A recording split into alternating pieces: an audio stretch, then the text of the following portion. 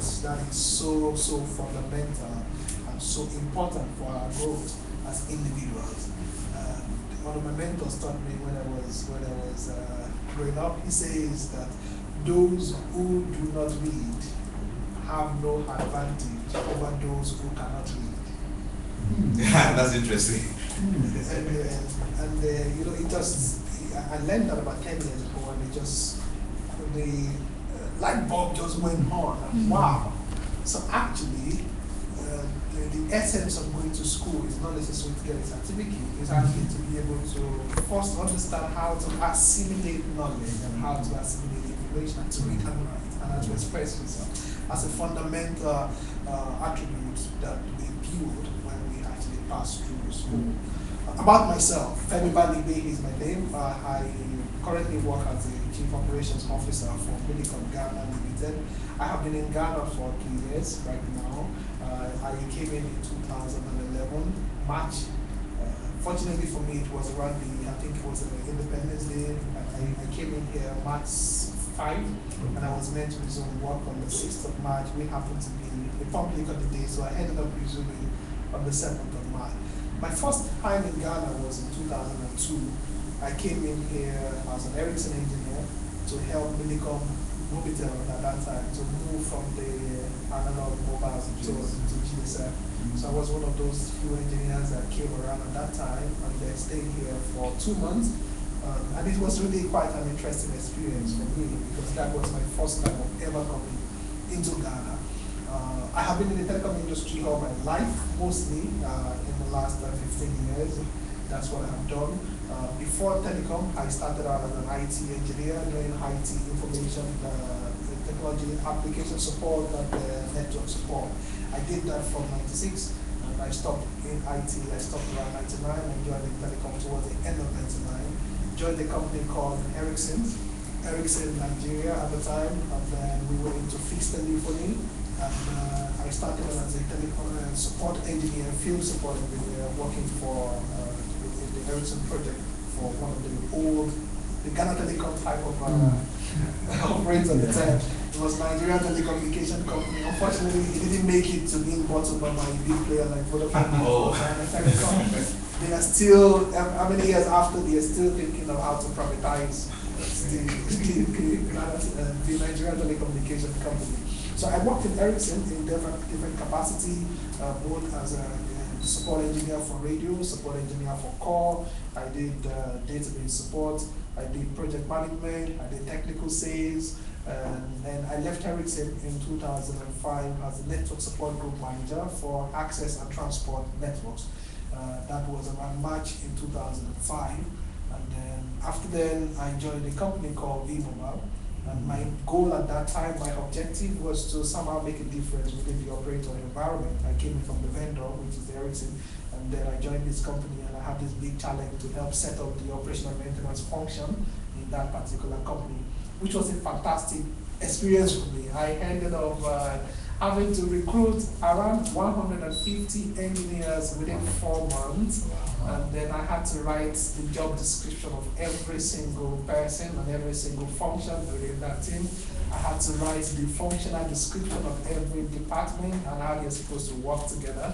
I had to develop their performance management scheme to be able to manage each and every engineer to see how their role on the field actually contributes to the big picture of what the company was trying to do. Then I had to write a training path for every single job and what they're supposed to learn, the skills they're supposed to acquire. And that was very, very interesting lesson for me in organizational development.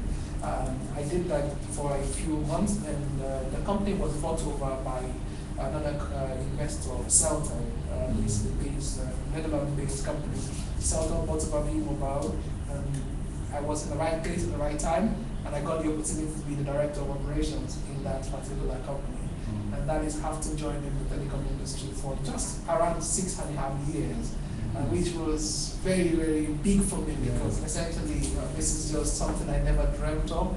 I got thrown into the big time senior management political game in the corporate world.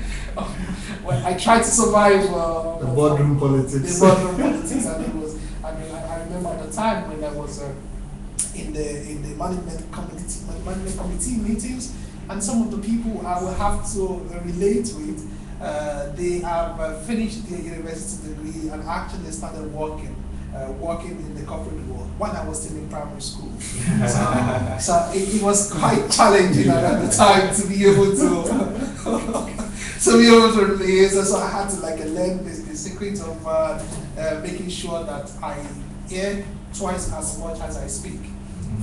I learned one basic rule of life, and that's the reason why God gave us 2 ears and 1 mouth, so that we can hear and listen twice as much than we speak. Because I realized that silence cannot be misquoted. Actually, that's one of the rules of surviving the boardroom politics. Is that sometimes silence is golden, and silence cannot be misquoted. So I did that working for that company till 2007 ending. And then I started my MBA program at the time. I joined Wilicom in Tanzania, always looking for bigger challenges, and I worked as Chief Technical Officer for Wilicom in Tanzania, helped to build a network from a very small network to a very big one. That was my first time experience as a long-term expat to live in the country for 3 years. All the while I was in Ericsson, I think my career in Ericsson took me to more than 15 different countries. But I never really lived stayed for long, maybe on a 1 month project, 2 months. The longest I'd stayed was 2.5 months, which was when I came into Ghana. So Tanzania was a good experience in international management, adapting to different culture. It was quite interesting. Spent 3 years in there, and I got in there in 2011 as a chief technical officer. Had the opportunity to be the acting chief executive officer here for Wilicom Ghana for about 6 months in 2012. And then that was the time we were transitioning from one CEO to another CEO. And then I had that interesting experience as well, which helped me to be able to somehow demonstrate the things I can do commercially. After that assignment, a new CEO came in, I handed over, and I started working as a Chief Operations Officer in 2012. So that just to give you a background of my career. Apart from my professional career, I'm a public speaker, I'm a motivational speaker, inspirational speaker. I have been doing inspirational speaking now for the last 20 years actually. There was a time in my life I was a pastor. I pastored for 6 years actually. I did church planting as well. I've done a couple of church planting here and there. I'm an investor. I invest in real estate. I have done a bit of speculative property land buying, some of which I have been bought, some of which I've actually made a success out of it. I love to develop young people. I do a lot of programs across Africa. My focus is actually Africa right now. I currently operate and have a lot of focus on outreach programs in about 5 different African countries. I do business leadership roundtable in Uganda once every year. I started out the Leadership of Lifestyle Forum in Tanzania, and I do a bit of work in Kenya, and of course in Nigeria.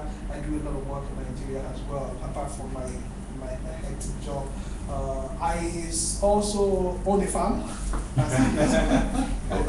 Locally, yes, essentially. I have this passion. We started on this company called AgriPro, and the idea behind AgriPro it started as a foundation. The idea is to encourage young people to be able to get into agriculture, and so we ended up having clubs in the God, in the KNUST, in the Cape Coast, and it started out as okay, let's encourage these young people to get into agriculture. I believe that Africa must be able to feed itself. Yes. Africa must be able to feed itself. Africa must be able to have a population that is educated. Africa must invest in technology, not just as an operator of technology, but as an innovator, as a contributor. Because I have found that if you're just an operator of technology, you will always die as a consumer nation. But if you participate in the innovation process of technology and you're not just an operator, you will always contribute to the development and you can also benefit as well profitably from it. I have learned in my life that the visions of the creators shall be served. The visions of the creators, not the consumers. It is those who create, they are actually the ones that actually put their foot where they stamp their identity. They actually change the way we work. Microsoft changed the way we do office work for many, many years. Apple has changed the way we do communication. Facebook has changed the way we do social media. And a lot of those people created something that did not exist in their time, and that actually ended up shaping the way we work. I cannot remember a lot of people these days when they want to do a presentation, they think of PowerPoint. But 20 years ago, there was no PowerPoint actually.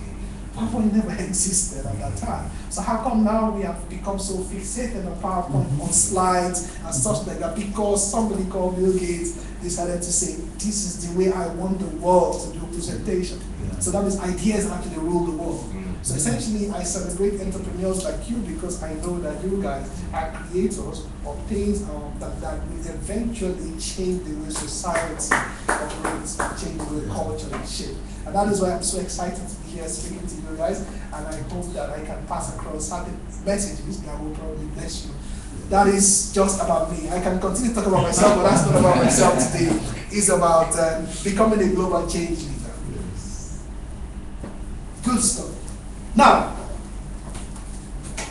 one of my objectives here today is to stir up your pure minds, as I call it, and inspire you to make you understand that this nation, which is the nation of Ghana, and by extension, the continent of Africa, can develop and is able to find its voice among the community of nations. That means that when they talk about people who will shape global agenda, they should not push Ghana aside. And if they will not push Ghana aside, they should not be able to put a few of the African nations aside as well. That's one of the things I believe in, and that's one of the things I try to preach everywhere I go. My mission is to inspire a God-centered, purpose-driven, and community-focused global leaders, especially from Africa and the emerging world. So that is the summary. If they wake me up in the night, if you beat me and say, what is your mission? What are you doing? Say, my mission, I don't have to cram it.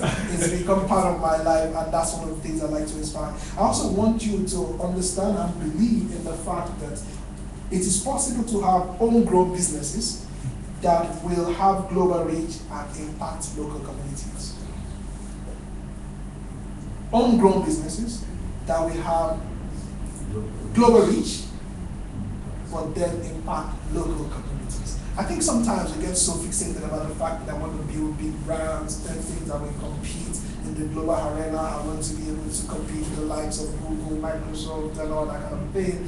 And then we shift our focus from the local impact that our business is supposed to have. I believe that any business that does not have a local impact within the environment of the communities where such businesses are operating, I do not think that those businesses can actually become global leaders. Because they say charity begins at home. So you should be able to have local impact. That's one of the things I believe. And I also want to inspire you and let you believe that it is possible to raise up young business leaders with a new set of values that will drive businesses, communities, and national transformation.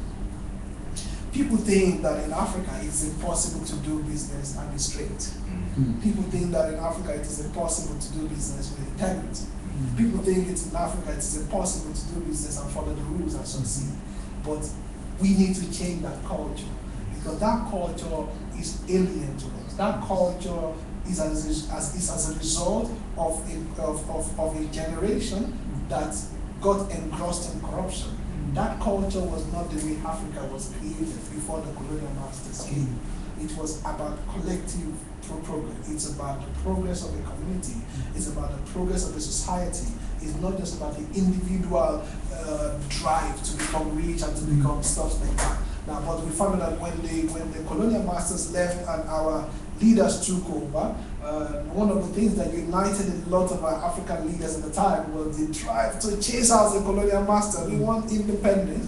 But once they got that, many of them did not have a vision or a blueprint that they can actually pass across to the next generation to see this is now the new focus. Now, because now the common enemy has been fought and won, but then what happened afterwards? So you find that because a lot of them did not pass across a vision of a future that is bigger than where we're coming from, they were not able to pass across their legacy to the next generation. And therefore, the next generation saw that, listen, the only leadership that we've ever experienced is the leadership of colonial masters. So therefore, we replace the white colonial masters with the black colonial masters. You know what I mean? At the end of the day, the leadership structure and the leadership strategy did not change because a lot of people are considering power. When they have power, they want to control. So I believe that we can change that in our generation. And I believe that when we begin to make those changes among ourselves, we will not only impact our immediate environment, we will also impact the way society does business.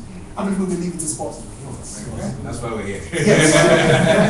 Good. When we talk about becoming a global change leaders, I want to first address two worldviews because this is so fundamental and it's so important we understand these two worldviews and how they actually impact and how they actually change the way we live our lives. One of this first worldview is what I call the scarcity mentality. The scarcity mentality. And that is a mentality that says that there is not enough to go around.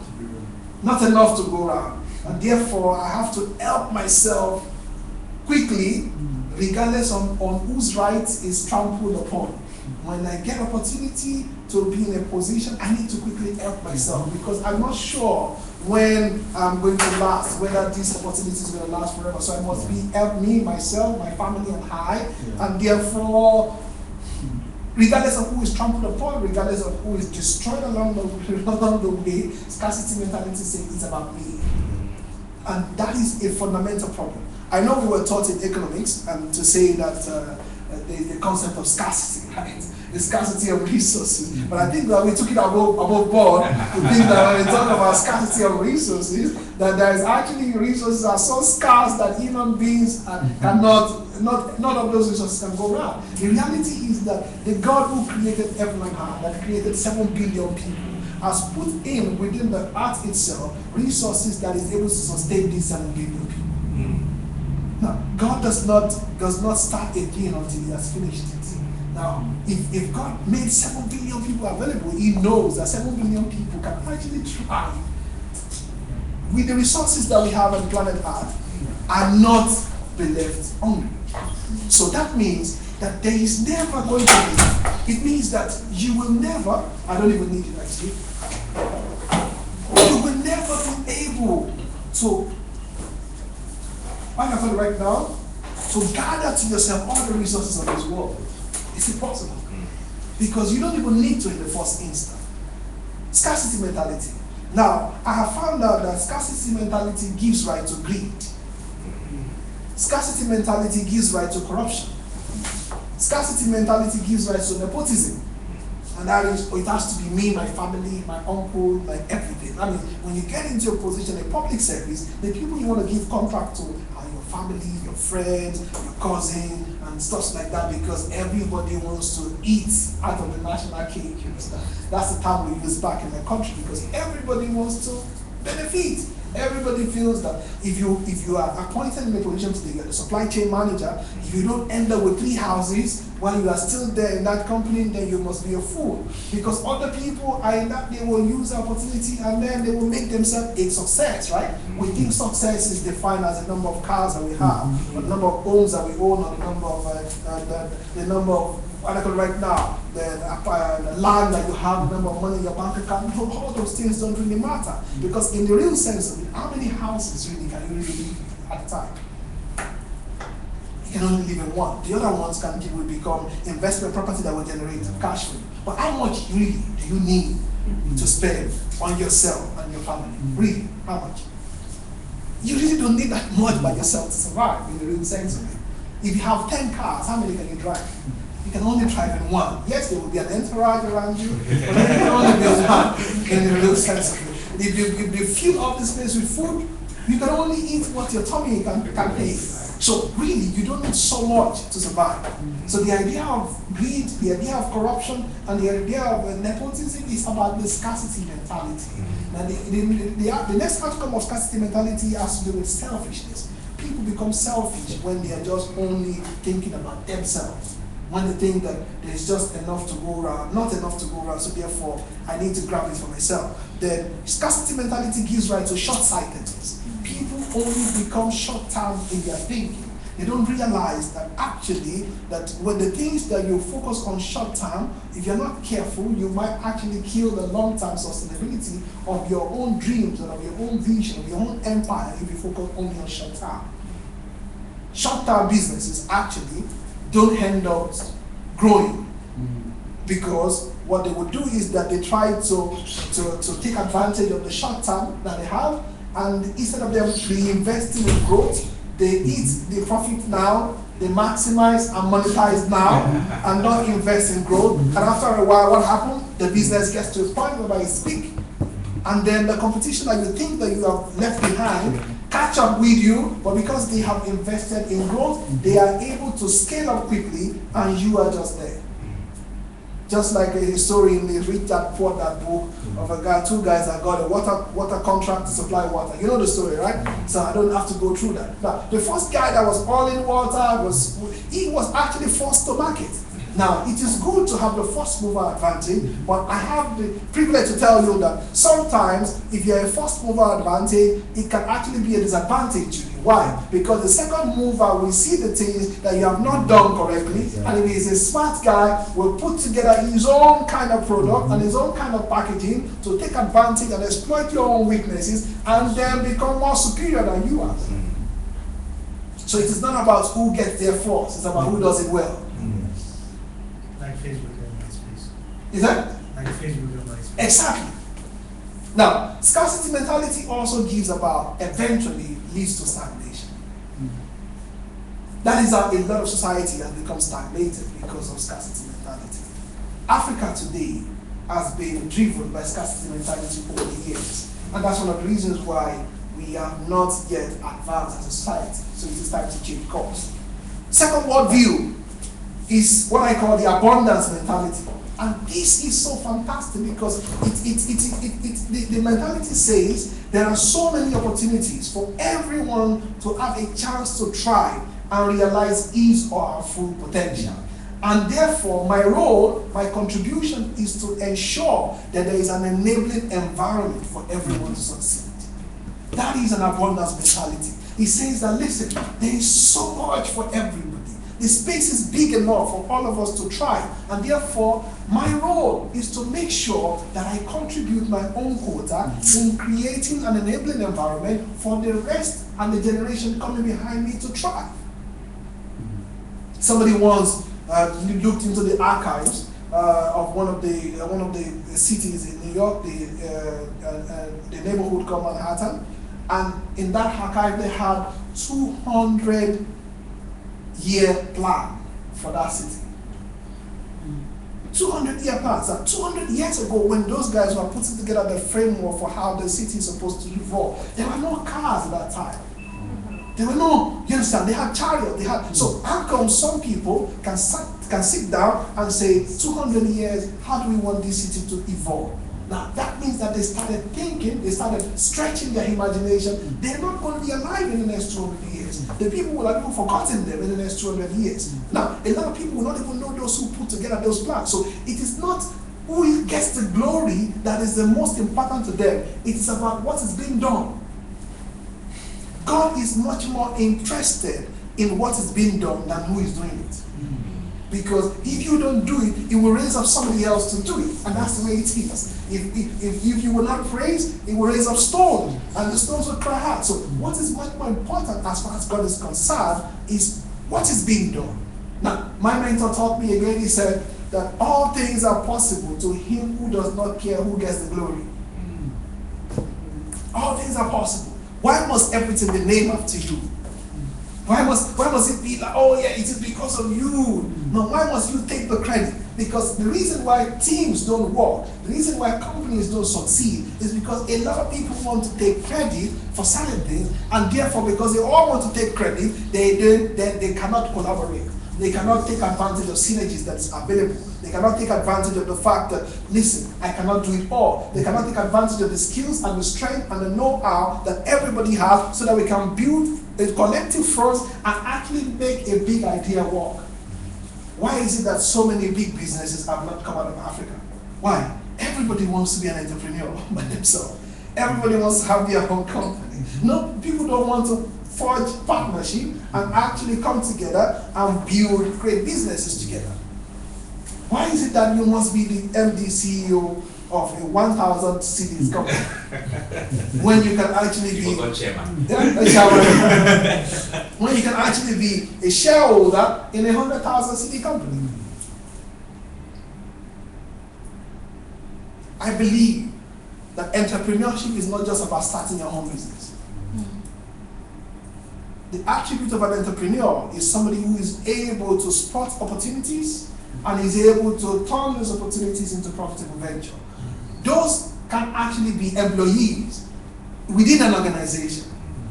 What makes that employee stay as an employee is the incentive structure that the company puts together. If the incentive structure that we all put together as entrepreneurs will encourage employees to be able to demonstrate their entrepreneurial capabilities, your businesses are going to grow, because great businesses grow leaders, great businesses grow entrepreneurs, and they reward those entrepreneurs accordingly. If you want to reward employees, you can set performance target and all that kind of stuff, and they will think like an employee.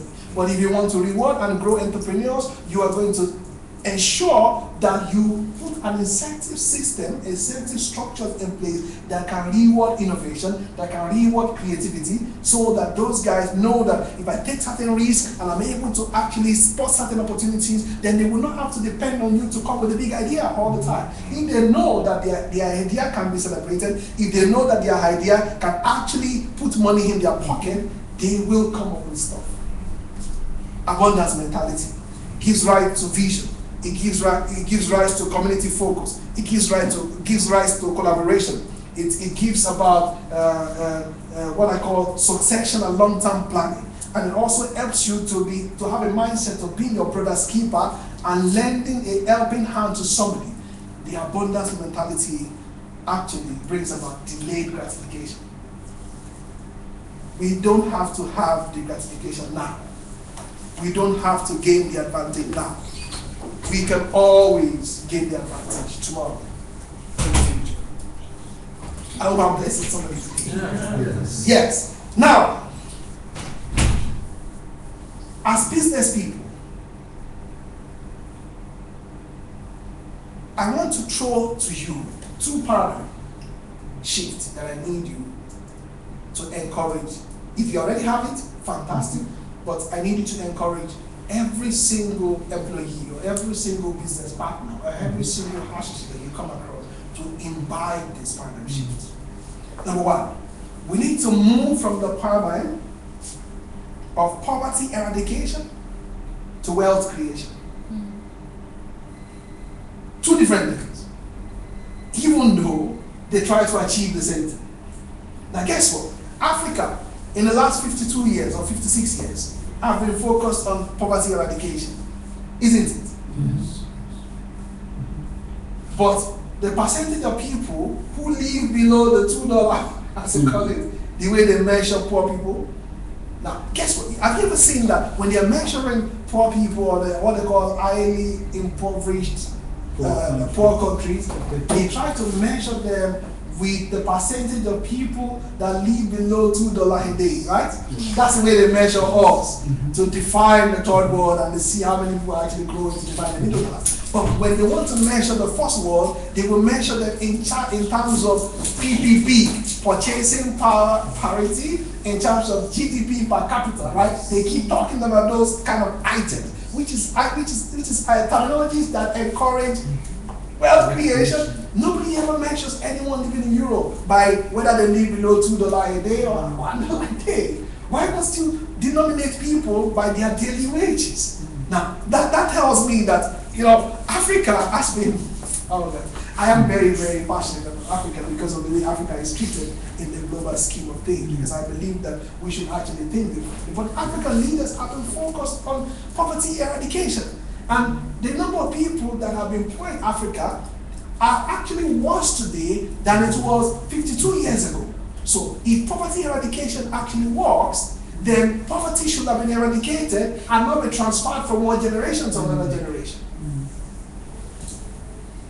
Why? Poverty eradication as poverty has the center of its focus.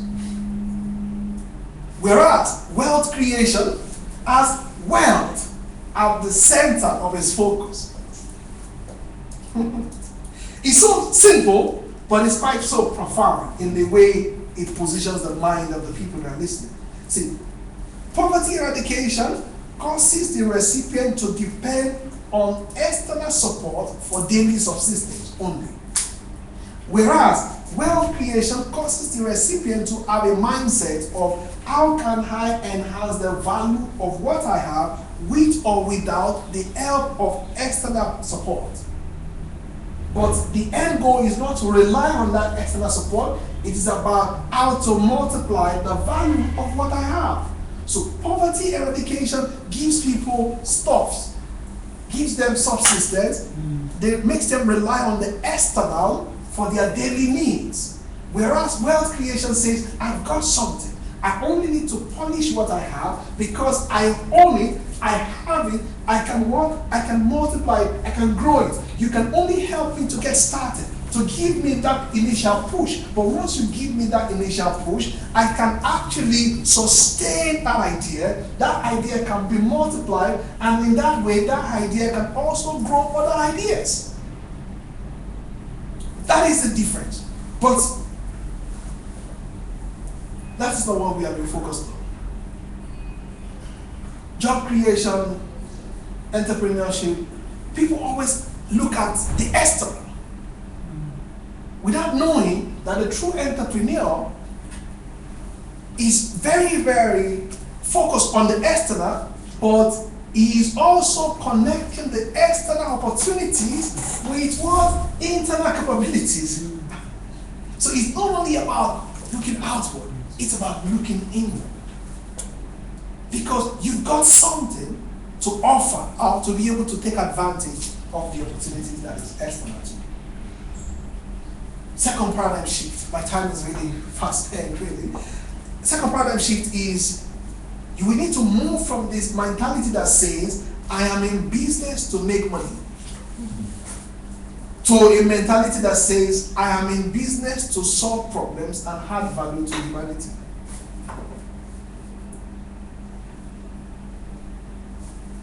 Two different paradigms. When entrepreneurs only focus on making money and not creating value and solving problems, yes, they could make the cash, but is that business going to be sustainable? No. Will that business live and outlive the person, the visionary? Most likely not. Most likely business will die when the owner of that business dies. The business that is focused on creating value, the business that is focused on solving problems, because money will be a reward for problem solved. People who become the richest men in the world don't wake up with an ambition to be the richest men in the world. They wake up with the ambition to solve the biggest problems that the world is facing, and that by solving that big problem and confronting that big challenge, it actually gives rise to a business that is so there, a business that brings a lot of, constantly bringing more money into their pocket than they can ever dream of. Somebody said if Bill Gates was walking on the road and $100 falls from his pocket, and then he has walked like 10 meters, actually the time it will take him to walk back to pick that $100 is much more valuable than the $100 that fell. You understand? So it tells you that when the guy is sleeping, he's making money. Why? Because he wants to have a dream to put computers on the table of every single person. Can you imagine that? He wants to put computers in the table of every single household. That is their dream. And the dream is bigger than the money. Because when the money stops flowing, the dream is still there. The dream will always outlive the dreamer. If the focus is problem solving. You are a solution to problems of this world. Your businesses must address needs in the society. Your businesses, and as a person, I want to say to you that the problem that infuriates you most could actually be the problems that you have been designed to solve. Actually. The people that unlock your compassion may actually be the people that you have been sent to. The challenges that confronts you as an individual, the lessons you're going to learn overcoming those challenges could actually be the relevance that you will provide for your work. Because when you learn those lessons and you are able to what? Transfer those knowledge to the people who are going to go through those same challenges behind you, you are making yourself relevant. They said the greatest places to live is to live in the minds of people. Because when you are long gone, they will still continue to remember you. Not only for the things that you have done, but for the impact you have made on their lives. Are you getting me, my friends? The businesses of the future that will cause an acceleration of growth in Ghana and in Africa must be businesses that are focused on creating value. Those are the innovative businesses.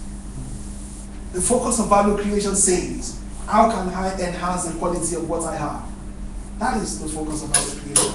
Value creation says, how can we improve on the way certain services are being rendered? Value creation says, how can I enhance the worth of what we have? Why is it that we have so much, right now, farm output during rainy season and during the agricultural season, and we are not able to preserve it beyond the season? Why is it that we have so much fruits during the time when all those fruits are ripening, and then they become scarce in the time when the season is over? Why? Because we are not focused on creating value. How can we enhance the worth of what we have? Primary products. A lot of African countries, including Nigeria, where the chief of it, we measure our wealth, we measure the economy based on how much access we have to primary products. Not knowing that actually primary products are less in value compared to secondary products that will come out of the primary product. One bag of chocolate, I am so sure, is far much more expensive than 100 bags of cocoa. Primary products. We explore crude, but we import refined petrol in my country. It's amazing. But the value of the refined petrol is actually much more than the value of the crude itself. So secondary products has much more value than primary products. So value creation and innovation, it's about how do we enhance the value of what we have, the worth of what we have. How can we preserve the lifespan of the materials that we have? How can we increase the earning power of our businesses? How can I do much more with very little? How can I accomplish more with little money? How can I multiply my income? That is value creation. There are two young men walking on the street, and they saw the latest Mercedes-Benz 2014 series. S-Class passed before them. Two guys. One of them saw the vehicle and said, wow, what a lovely car. But I cannot afford it. And he walked. And the other guy saw it and said, wow, what a lovely car. How can I afford it? The same situation, the same circumstance, two different people, two different approaches. One person says, I cannot afford it, and his mind shuts down. The other person says, how can I afford it? And his mind starts to work. Because, see, when you learn how to ask the right questions, you will always solve the right problems. Asking the right question is one of the biggest challenges for so many people. Let's talk about, before I talk about the marketplace and the law of exchange, let's talk about ethics, a little bit about ethics. Mm-hmm.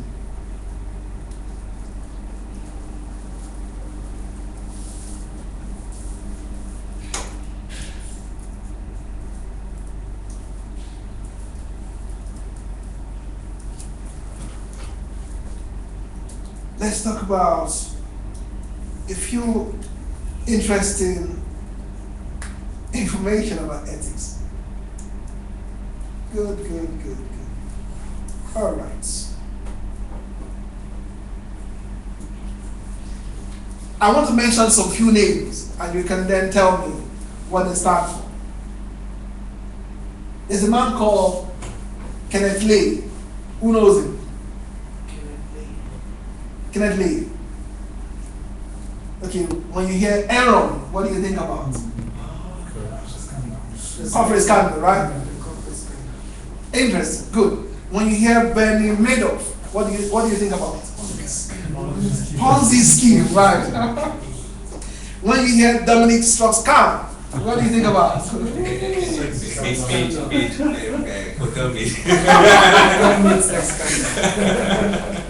When you hear Arthur Anderson, what do you think about?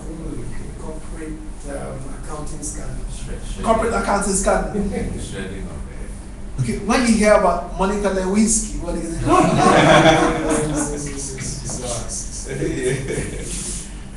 Right? Okay, now there are companies that are resume destroyers. They could they could cause a lot of damage to your resume. Imagine you wanted to hire an accountant and he says that I was one of the lead partners working with Arthur Anderson within the period when Aaron crashed. What are you going to do? You want to hire him as your CFO. Yes, as the CFO. Immediately you're like, red lights, right? Essentially. Now, when you hear of American International Group, AIG, they are a big insurance group, but they almost went under because some guys, in terms of corporate risk management, actually didn't do a good job. So if you are the risk manager in AIG, at the corporate head office, and you're sitting on all those portfolio of risk and stuff like that, do you think that when you put that on your CV, people will celebrate you? Other examples of corporate scandals. There's a guy called Mark Hodge. He was the CEO of HP.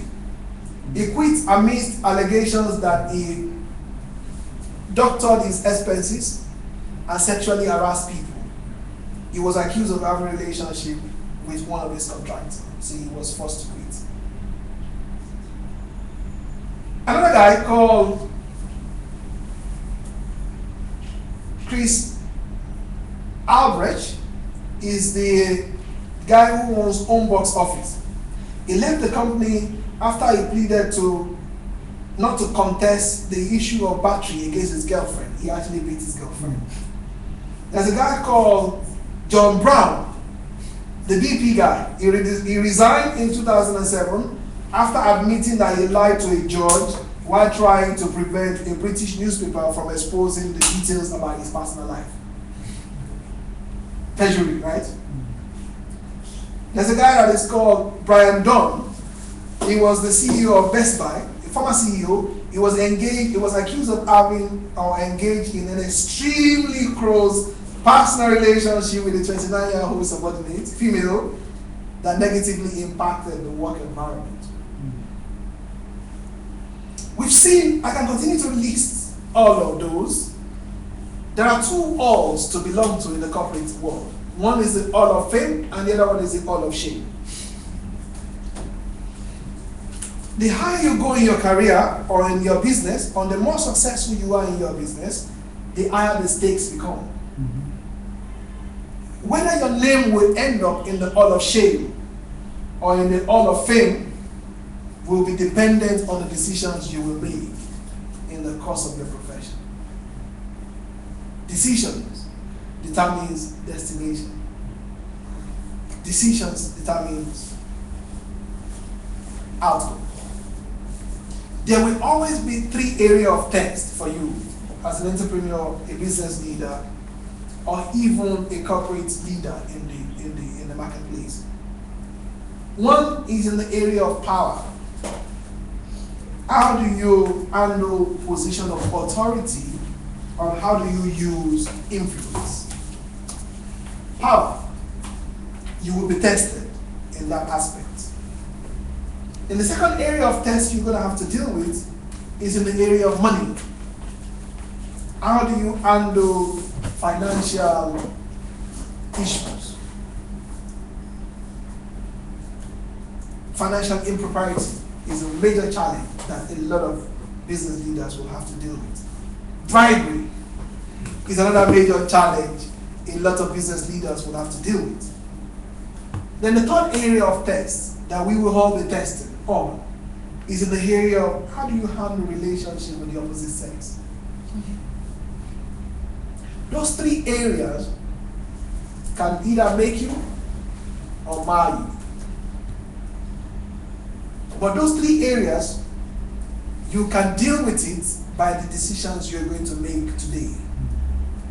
Every one of those opportunities or circumstances, now I won't use the word opportunities, circumstances that business leaders face, and they end up making a wrong judgment call, it's about the quality of their decisions. Because you always have the chance to be able to evaluate. Nobody is going to put a gun to your head. Nobody is going to coerce you. It is about your decision. So if it's about your decision, then we must be ready to take responsibility. It's about decision making. It boils down to who you are at the core. There are certain things that will be legal, but not necessarily ethical. As a matter of fact, in the corporate world today, they've introduced what they call situational ethics theory, right? You know, you have situational leadership, you have situational, people have introduced what they call situational ethics. And that is the idea of, you know, we can explain certain things out ethically, because, you know, it's actually right or wrong depending on whether it is, you know, we try to put a lot of colorations around it so that we can excuse ourselves. There is nothing like situational ethics. The challenge is something could be ethical but not, could be legal but not ethical.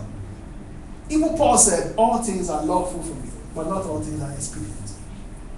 He says, all things are lawful for me, but I will not be brought under the power of anything.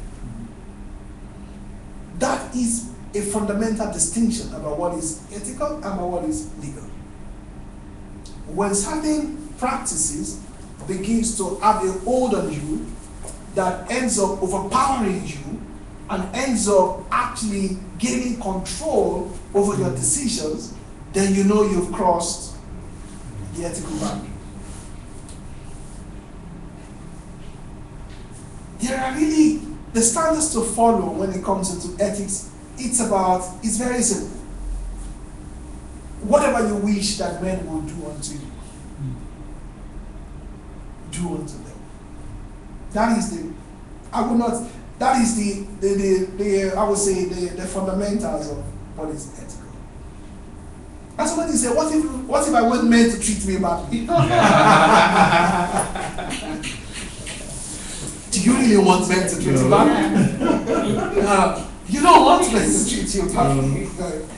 So it is the character factor here. It is about having character is the only way to sustain a business. You may rise up so fast, but you can also crash so fast. It is about the depth of your character. It is not about money alone. Character is built daily through the decisions that we make every day. Character is built daily. It's about going to the gym. And if you go to the gym, you start with a small weight, the 5 kg. I remember one of those times I have not exercised in a long time, and I thought to myself, wow, I need to get back to exercising. And I went to the gym, and instead of starting with a 5 kg, I went to carry the 20. Because I thought that I need to make up. After that day, I didn't go back to the gym for several months. Because my hands and my muscles started aching. So, see, it's about daily decisions that we make, simple decisions. We build character. It starts from being able to say no, politely. And I say to the men, see, listen, it's not only men that harasses women sexually. Even women harasses men sexually these days. And it's a different ballgame. The man needs to also learn how to say no politely. Otherwise, you could end up creating a lot of vendetta, a lot of vengeance. A woman that is scorned terribly is much more dangerous. You understand? You ladies, right? Yeah. you scorn a woman terribly, and she is in a place where she can actually destroy you, you could be a goner. God will only be merciful to keep you. So when you're going to refuse, please refuse politely, with respect, with dignity. Let the person understand it is not about you. It is about my commitment to my future and where I'm going. It is about my decisions, about my principle. You are beautiful. Wow. There is nobody in the world in his right sense who will not be attracted to somebody as beautiful as you are. However, I have learned also that it is not everything that is beautiful that I should get myself entangled. It is about it's about decision. Otherwise, you're going to end up creating unnecessary enemies. And you won't always be right in the marketplace. You won't always have everything together. Now, and the same thing goes to the woman. You don't have to be rude to the boss. Politely, you can say no. Politely. And when the situation becomes very tough for you and maybe the boss is the one that controls the paycheck, the truth of the matter is that he cannot control your future. The worst thing he can do is to get you fired. And I've also learned that when I lose my job, it is not my job, it is not me that lost my job, it is my job that lost me. Because the job lost the contribution that Femi Banegi can put on the table. The unique contribution. Nobody can contribute in a unique way the way I can. They can do the same job, but they cannot do it like me. You understand? So it's about putting your signature, it's about putting your brand on everything that you do. If you get fired, thank you very much. It could be tough in a few months, but God is a rewarder. Yeah. Especially if you have not been foolish in the way you deal with it. If you have been foolish, then you start to depend on mercy. As I round up, guys, I believe that the marketplace operates by a law that is called the law of exchange. And that says that everything that you will ever get in the marketplace will be in an exchange for something that you currently have. Everything you will ever get will be in an exchange for something that you currently possess. And that is a fundamental law. It is about, before money was ever created, people traded by barter. I want 3 gallons of oil, I have 20 tubers of yam. It is about an exchange. When it became cumbersome to begin to determine how many tubers is equivalent to, then they introduced currency. So money itself is a medium of exchange.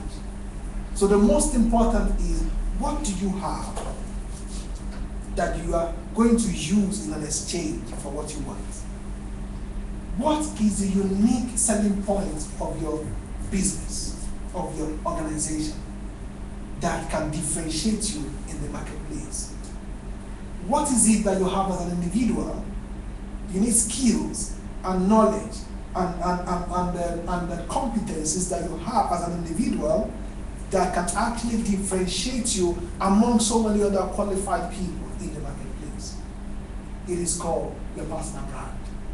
It is called your unique selling point. It is also called your signature. When you find it and you cultivate it, it can be your competitive advantage. When we talk about changing the world, we mean making a positive contribution and contributing to the way society evolves. You cannot give what you don't have. Every single one of you sitting here today, you've got certain unique contribution, whether individually or on the corporate level. When we all bring to the table the things that we contribute, we can create a pot of soup that smells so nice. And it is that aroma that we are supposed to release as people of God, as children of God. I found that a lot of believers, they say, oh yes, the race is not to the swift, right? We quote scriptures. But the truth of the matter is that you cannot afford to be slack, to take advantage of opportunities that is available to you. True or false? Somebody say, yes, but the battle is not the strong. Yes, but you need a strength of character to be able to survive in the battlefront of the marketplace. Yes, it is said to you that, yes, meat is not to the wise. But truth is that it takes wisdom to learn how to put food on the table. Because wisdom talks about the application of knowledge. And somebody says, yeah, it is not, favor is not to men of skills, right? True. But it takes skills to sustain favor. Because favor will open the door to you, but skills will keep you in the room. Favor will open the door. Favor is about God opening doors for you. But the right skills, it's about you being able to sustain yourself in the door that has been opened. That's where a lot of believers get it missed, because God opens doors to them, because the steps of the righteous man, they are what? They are ordered, arranged by God. So God orders steps for you, He opens doors. But do you have what it takes to actually cash in on the opportunity that those doors are for you? Most of the time we've seen so many Christians get stranded at the door of opportunity because they don't have what it takes to actually take advantage of it. So, we are not effective in changing the world. We're not going to change the world by clapping hands on Sunday morning every time when society is actually degenerating. Oh, the impact we make is not in the noise that we make in church. It's in the problem. It is in the problems that we solve in the bigger world.